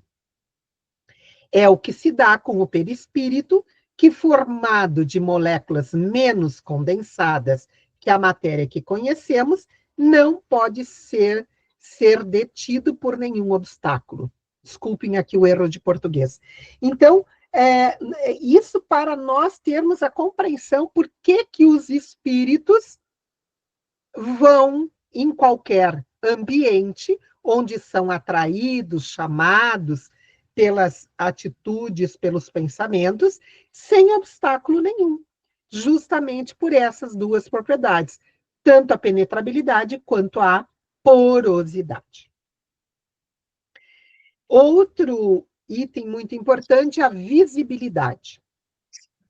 Querida, só uma coisinha que eu gostaria de somar também, é que qualquer espírito pode entrar na nossa casa por esse processo, mas não há permissão para espíritos inferiores de acordo com o nosso padrão vibratório, com o nosso trabalho. Isso é interessante porque a gente tem essa segurança. Se eu estou no bem, a minha casa é protegida. Se orares, tu e a tua casa serão amparados, né, Jesus, né? Isso é lindo, né? Essa vigilância que tem no nosso lar. Eu acho muito bonito isso. A gente relaxa com isso, né? Por isso que eu falei, se nós o atrairmos, se nós os permitirmos, se nós os chamarmos, eles vêm, se não. É isso aí. Eu posso contar uma historinha aqui, que é curiosa, assim. No tempo, eu tive uma fábrica, e aí eu ficava tipo um aquário, vendo toda a fábrica funcionando, e eu estava ainda naqueles computadores antigos, aqueles quadradões, assim, e eu vi uma notícia e me choquei com a notícia, assim, uma notícia política, e o meu impulso não foi dos mais positivos. Quando eu olhei para o lado, tinha um espírito extremamente mais pesado e dizendo assim, eu concordo contigo, sabe? E aí, olha a ignorância da gente, né? Eu imediatamente sintonizei com o meu amigo espiritual e disse assim, como que vocês deixaram entrar uma entidade assim? Olha só, né? E ele disse, nós não deixamos entrar, tu chamou. Olha que interessante isso, né? E eu tive que explicar uma nova visão, tive que doutrinar esse espírito, né? Mas então a gente tem uma proteção, mas se a gente chama, a gente tem essa liberdade de chamar também. Isso aí. Foi uma experiência boa. É o livre-arbítrio. A visibilidade, o perispírito em si é completamente invisível aos olhos físicos. Não é para os espíritos. E é claro que aqui não estamos falando dos videntes.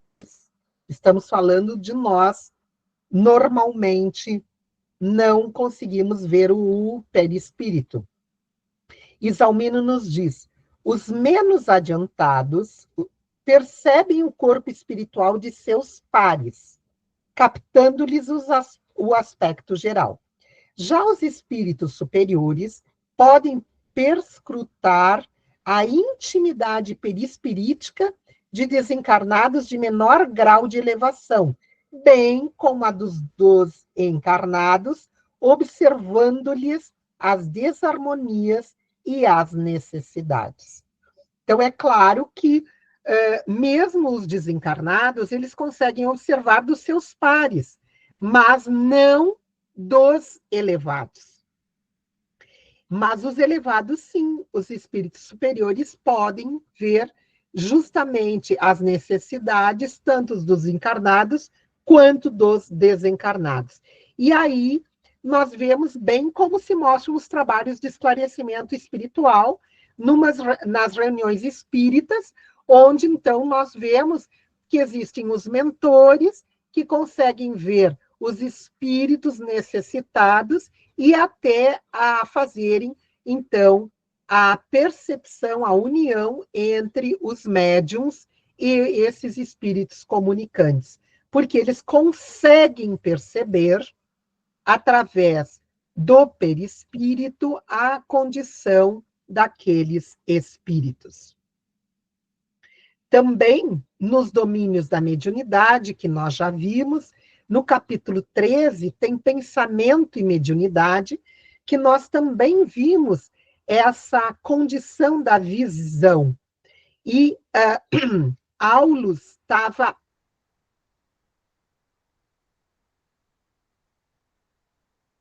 perceber. Então, ele diz, nossa irmã Celina transmitirá a palavra de um benfeitor que, apesar de ausente aqui, sob o ponto de vista espacial, entrará em comunhão conosco através dos fluidos teledinâmicos que o ligam à mente da médium. Então, o Aulus, na sua condição de orientador e benfeitor, ele conseguia perceber a presença desse espírito que iria se comunicar através da Celina. Então, tanto para os encarnados como para os desencarnados. É a propriedade do perispírito. Outra propriedade, a corporeidade, que ela está ligada justamente à função organizadora.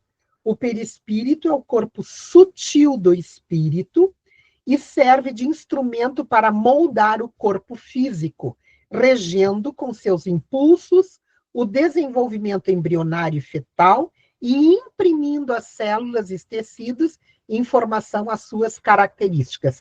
Nós já vimos essa função organizadora, quando nós trocamos as células, nós não perdemos a nossa forma, e tudo isso é dado pela propriedade da corporeidade. Zalmino também destaca: pode o espírito desencarnado mais evoluído e invisível para os menos adiantados aparecer para estes, adensando-se perispiritualmente, ou seja, atraindo elementos mais materiais e corporificando-se de maneira a ser percebido pelos que ainda estagiam em planos evolutivos mais inferiores. Aquilo que nós vimos anteriormente, também na visibilidade, ocorre na corporeidade. Nós todos lembramos da mãe do André, que também se adensa e vem fazer uma visita. Nós lembramos daquela... Ai, agora me fugiu no nosso lar, que ela traz a prece, a Celina, não, e a superiora, que ela traz a prece no... Hã?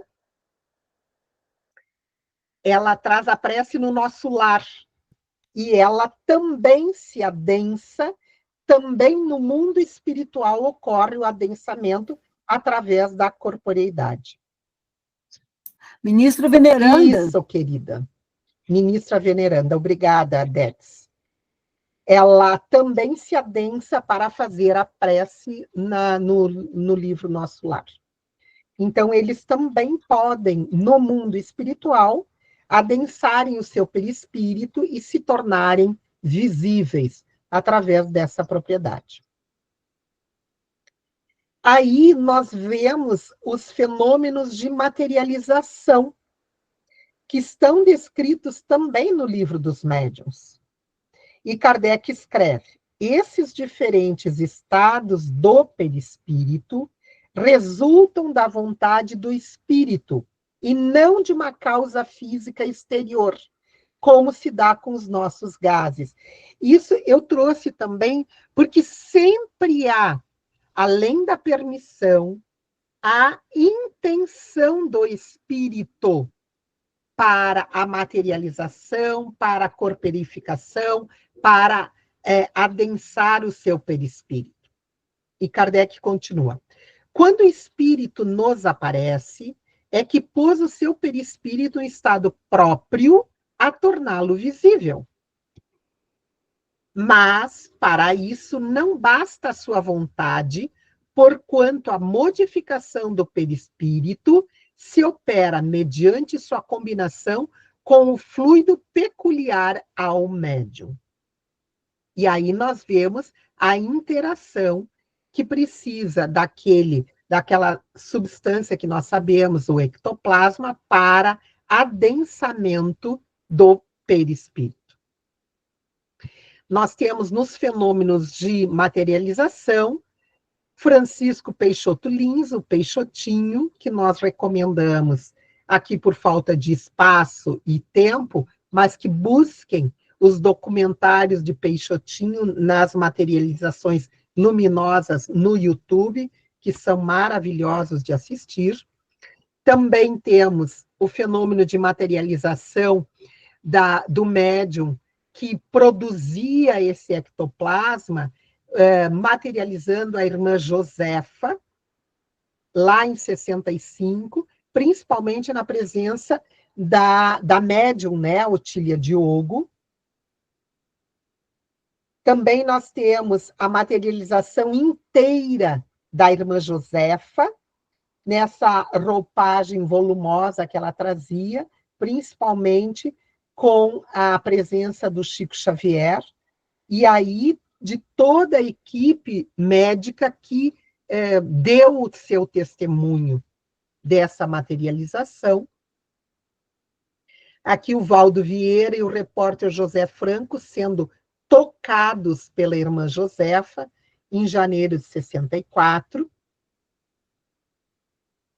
E aqui uma explicação que para mim foi muito importante saber, que eu não conhecia. Martins Peralva vai falar que existem 2 tipos de materializações. O espírito incorpora o perispírito do médium, que é colocado em transe, e o espírito organiza o seu corpo exclusivamente com os elementos essenciais às materializações, sem o concurso do perispírito do médium. Para mim foi um conhecimento novo, esses 2 tipos de materialização, e eu trouxe um vídeo da doutora Marlene, que ela explica exatamente como Chico Xavier produzia esses 2 tipos de materializações.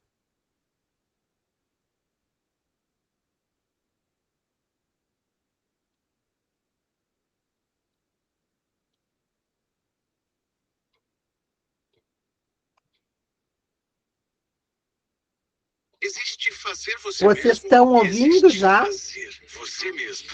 Estão ouvindo, Vitório? A diferença entre ser criativo então, e deixa ser eu... criador. Entre uma receita...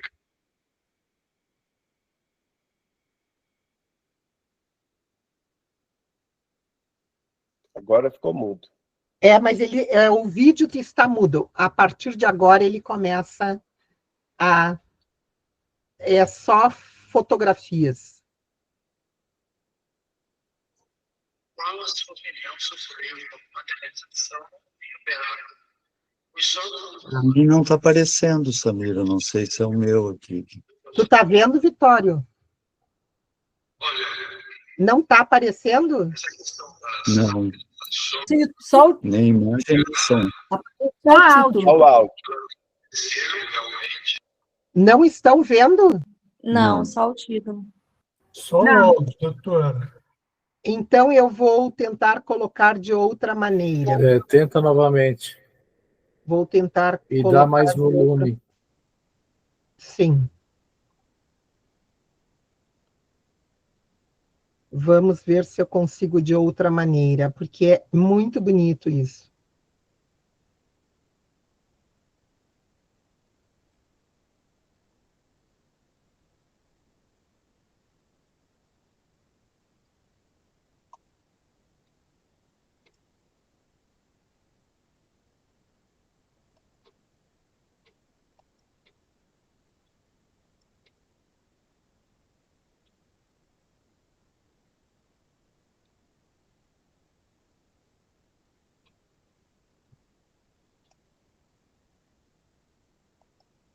Vocês conseguem visualizar agora? Sim. Então, deixa eu só colocar. Agora sim. Só fotos defender. Olha, essa questão das materializações em Uberaba, elas aconteceram realmente através de uma médium extraordinária.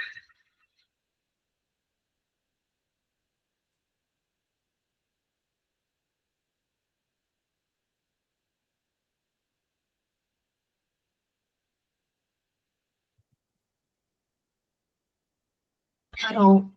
Mas nós sabemos que esses trabalhos, assim, eles são muito delicados, eles são muito visados pela imprensa sensacionalista, pelo mundo espiritual inferior, que pretende criar escândalos para a doutrina. Alguns fatos desagradáveis aconteceram, essas sessões foram suspensas. Mas as materializações, até onde sei, eu era menino à época, até onde sei que eu peguei, elas eram verdadeiras. Na partir de vocês poderiam acrescentar algo com mais propriedade, porque ela vivenciou esse período, não é? Nós estávamos lá no Uberaba, não participamos diretamente das reuniões, mas os colegas médicos eram todos estudantes comigo na universidade, colegas do Paulo também, que fazia medicina, e eles eram unânimes em falar com a gente da autenticidade da fé. E porque eu vejo o espírito se formar, se desfazer no ar, e viam perfeitamente a existência da médium e do espírito separadamente. Que ocorre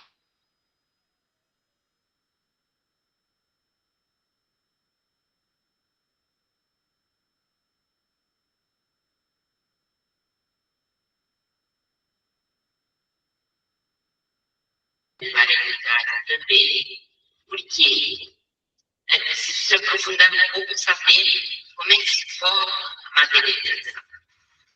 O livro dos domínios da fraternidade, André Luiz fala claramente que existe um tipo de materialização que se dá da seguinte forma: médium oferece o perispírito,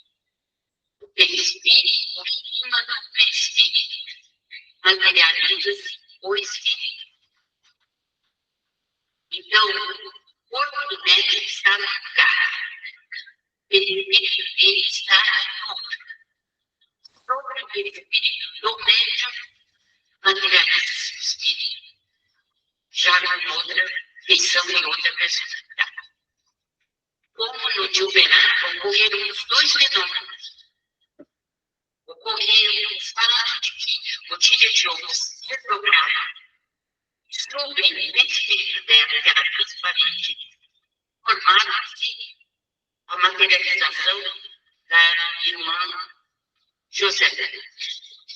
E outro tipo de materialização é o verdadeiro, em que a irmã José se materializava integralmente, sem necessidade do perispírito do médium. Então, isso não foi estudado ainda para saber porque, de alguma forma, o perispírito da mente ou a coisa assim, ou certas pessoas são obrigadas a materializar a matéria. Mas é preciso estudar o fenômeno, coisa que eles não fizeram, não estudaram. Também nós, no meio espírita, não fazemos essa distinção. Por isso que estudar o mecanismo de mediunidade é tão importante, né, no momento em que você vai analisar a frequência. Como é que você vai analisar a frequência? Você sabe quais são os mecanismos. Então, saem por aí falando que era fraude por a fraude, mas quem estava lá, ele ficava com toda certeza de que o espírito andava, conversava e o médico estava em outro lugar, né? Estava preso em outro lugar. Nós, vários colegas, testemunham isso para nós, tanto de Xavier quanto de Valmir também, mas para deixar um pouco de lado as médicas, que a gente tem certeza que eles fizeram, mas para dizer que os colegas médicos que estavam na universidade foram unânimes em declarar que os fenômenos eram verdadeiros.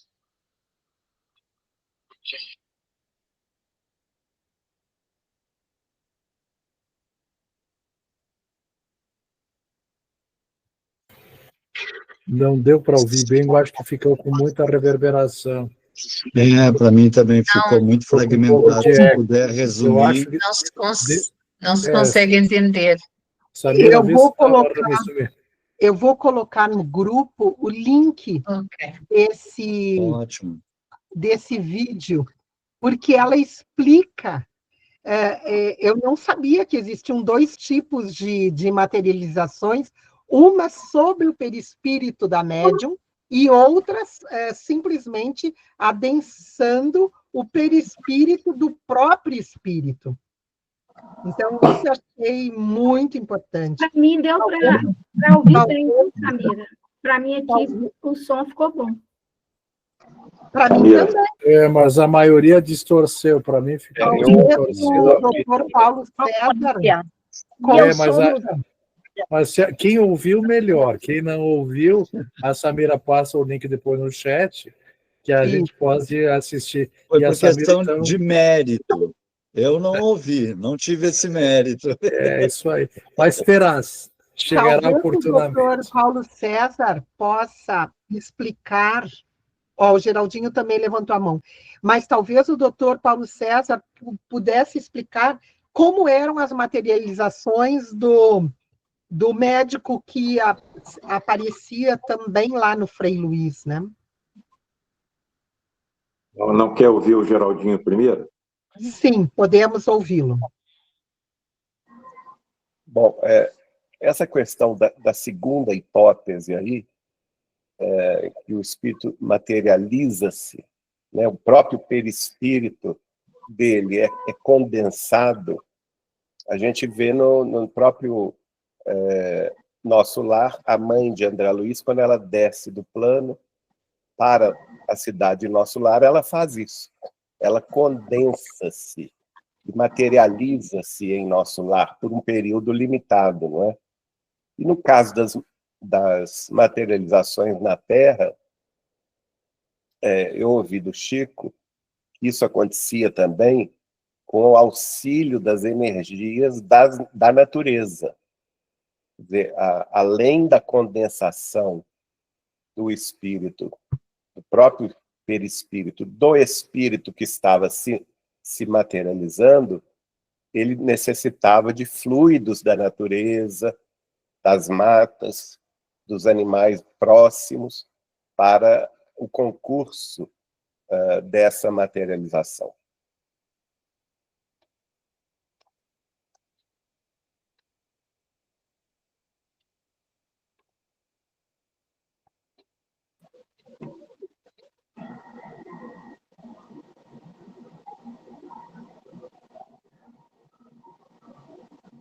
Doutor Paulo César, é o seu microfone que está aberto, pode falar. Sim, bom, eu vou colocar aqui um testemunho nosso e também com base nas obras do André Luiz. Me parece que você estava se referindo a duas formas de materializações. Uma que são denominadas sublimes e a outras que são, entre aspas, designadas como ordinárias, certo? Simples, mais simples. Nenhuma delas é simples. É de uma complexidade assustadora. As principais razões, a principal razão é o atendimento de enfermos, para que tal fenomenologia aconteça, porque no lar de Frei Luís, a quem eu estou me referindo, quem mais se materializavam eram médicos desencarnados. Quando a psicosfera da sala estava adequada, a entidade deixava-se, assim, depositar em seu perispírito, até onde eu percebo, diretamente as moléculas de ectoplasma, densificando assim o seu perispírito. E quando acontecia dessa forma, a entidade se apresentava exatamente como era na sua última encarnação. É nítida. Quando a psicosfera não estava adequada, é descrito por Emmanuel, me parece, que a entidade se incorpora no perispírito do médium e é o perispírito do médium que se densifica. O importante é que o atendimento aos enfermos não seja interrompido. Toda vez que acontecia essa segunda forma de materializações, a entidade se assemelhava em semblante, em forma, ao médium, e a tonalidade da sua voz também. E foi isso que levou, no passado, a desconfiança de fraude pela semelhança da fisionomia da entidade com o médium e também da tonalidade da sua voz. Várias vezes nós presenciamos as materializações ditas sublimes. E uma das que mais me impressionou, eu já devo ter tocado nesse assunto aqui, foi a materialização de uma entidade cuja luminescência era tão forte que eu não consegui manter a minha visão direta sobre a entidade. E depois veio a nomenclatura, a denominação, a realidade de quem se tratava. Estevão, o primeiro mártir do cristianismo. Então, o que nós estamos vendo, isso foi citado também pelo Geraldo, o santuário de materializações do lar de Frei Luís é incrustado numa floresta, no alto de uma montanha, no bairro de Jacarepaguá, aqui no Rio de Janeiro. A importância dessa localização é porque todo ser vivo doa ectoplasma. Então, o principal médium vidente, meu pai, enquanto subíamos na direção do santuário, via biólogos, botânicos, técnicos, extraindo energia ectoplasmática das folhas, dos troncos, das raízes, das flores, dos animais e carreando para o santuário. 70% da energia sai do médium, os outros 30% da natureza e da assembleia que o acompanha, sendo energias sensíveis ao próprio pensamento. Essa assembleia tem que estar muito bem orientada e dotada de responsabilidade à participação de tais encontros, tão raros, tão difíceis e tão perigosos num planeta de provas e expiações ao qual nós ainda pertencemos. É a colaboração que eu poderia dar como testemunho dessas ocorrências ao longo de quase 40 anos. Excelente, isso mesmo. Maravilha. E a doutora Marlene, infelizmente, nem todos puderam ouvir, e ela fala ali que as materializações em Uberaba foram dos dois tipos, e eram bem distintas porque eram separados o corpo da médium, e quando era utilizado o seu perispírito, ela era deixada de lado. E, para mim, foi uma novidade. E eu entendia sempre que era a materialização do próprio perispírito, do espírito comunicante, e não o perispírito do médium que lhe emprestava o perispírito. Eu achei muito, muito importante isso. Meus queridos, faltam 5:07. Samira, desculpe te interromper, o Paulo César queria fazer uma solicitação. É por isso que eu queria dizer. Para ir depois, na sequência, antes que o Geraldinho vá, hoje o Geraldinho tem que fazer a prece de encerramento. E também marcarmos o próximo encontro. Pode falar, doutor Paulo. Será que não é melhor deixarmos para o próximo encontro, para não atrasarmos muito? Nós estamos há quase 2 horas reunidos e o tempo passa sem que nós percebamos. Tamanha é a atenção que nós depositamos sobre as palavras, sobre o estudo, sobre a apresentação, hoje da Samira, mas de todos que se apresentam em nossas reuniões. Com certeza. E nós temos ainda algumas propriedades muito importantes também para ver. Tem mediunidade perispírito, que é muito importante. Eu creio que ainda iríamos mais uma aula sobre perispírito.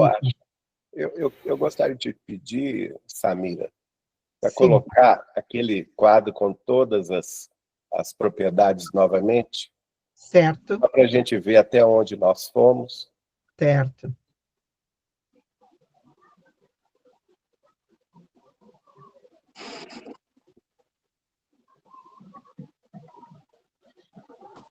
Estou chegando lá.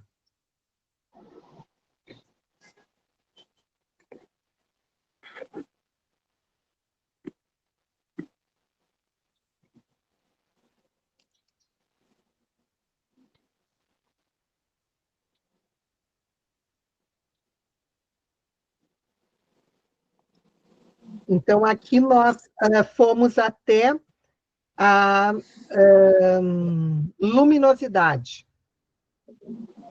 Penetrabilidade, tem perenidade, mutabilidade, unicidade, tangibilidade, visibilidade. Aí, visibilidade foi feita. Expansibilidade, capacidade refletora, bicorporeidade, sensibilidade global, sensibilidade magnética, odor e temperatura. Certamente teremos ainda mais 2 reuniões, não é?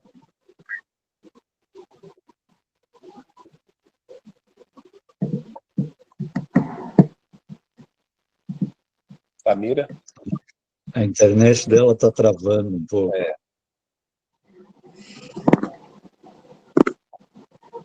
Que pena.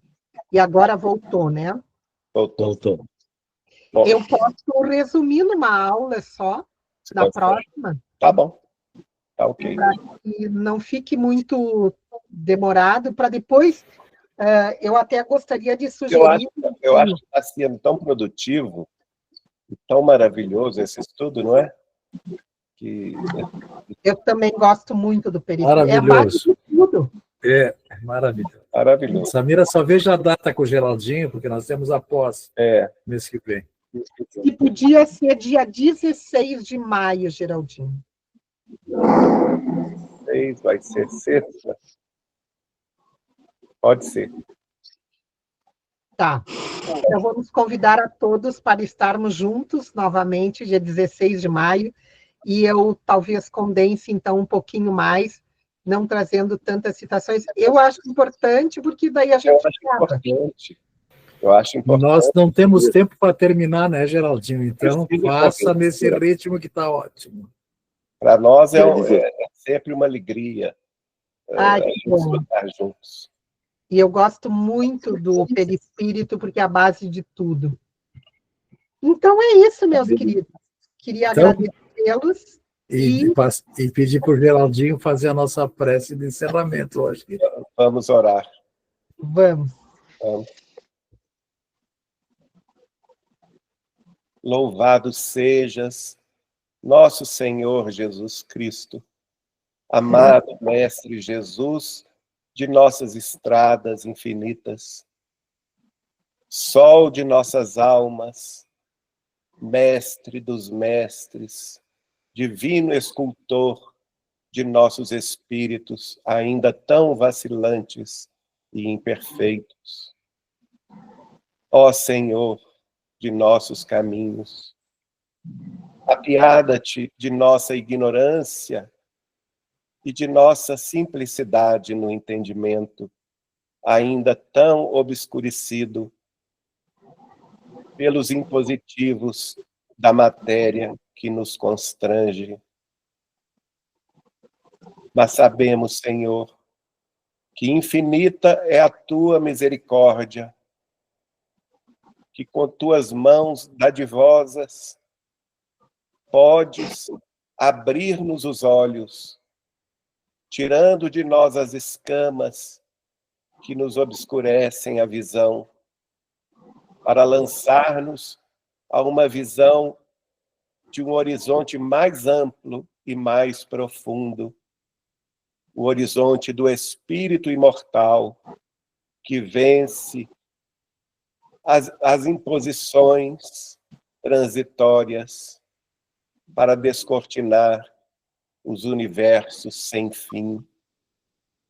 Mestre adorado e compassivo, receba-nos uma vez mais a boa vontade de aprender e servir, para matricular-nos um tanto mais nas obras de amor e fraternidade com que nos convidas à evolução do sentimento, a fim de que pensamento e coração possam vibrar em sintonia mais alta, executando a melodia celeste do amor, que, em suma, Mestre adorado, é o objetivo maior de nossas estradas contigo.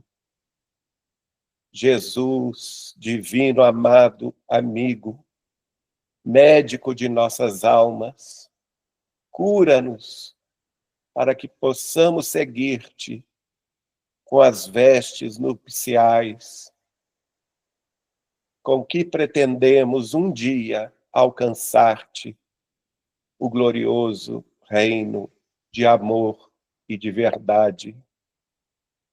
E em nome de Deus, Senhor amado, nós te pedimos abençoar este grupo, cada lar que aqui acompanha esses estudos e cada coração que junto conosco absorverá essas vibrações de tua luminosidade e de teu carinho. Que em nome de Deus, nosso Pai, assim seja para sempre.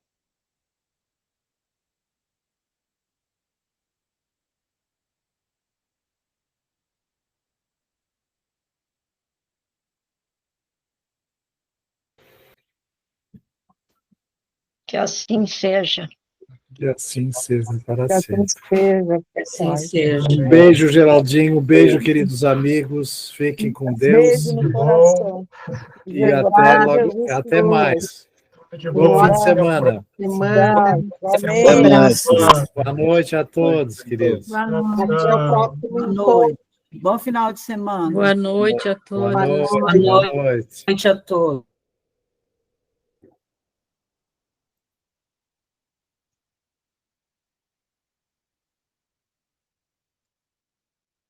Tchau.